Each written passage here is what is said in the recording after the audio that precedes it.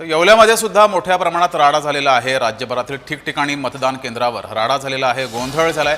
येवल्यामध्ये मतदान केंद्राबाहेर राडा झाला। या ठिकाणी सुद्धा विविध पक्षांचे कार्यकर्ते हे आपापसामध्ये भिडलेले आहेत। राष्ट्रवादी काँग्रेस आणि शिवसेनेच्या समर्थकांमध्ये हा राडा झालाय।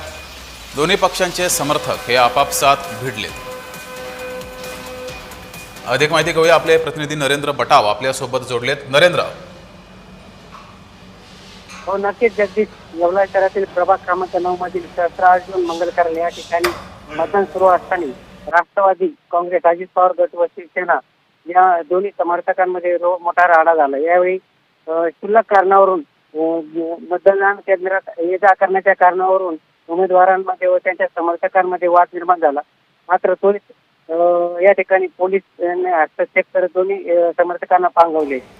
जगदीश, तर दुसरी परत एक घटना घडली येवला शहरातील जे प्रभाग क्रमांक 7 आहे, या प्रभाग क्रमांक 7 मधील आलखेड कॉलनी या ठिकाणी देखील अपक्ष उमेदवार, राष्ट्रवादीचे उमेदवार यामध्ये मतदानाची जी प्रक्रिया आहे टायमिंग असतो तो संपल्यानंतर आत जाण्याच्या गोष्टीवरून या दोन्ही गटांमध्ये परत एकदा राडा झाला।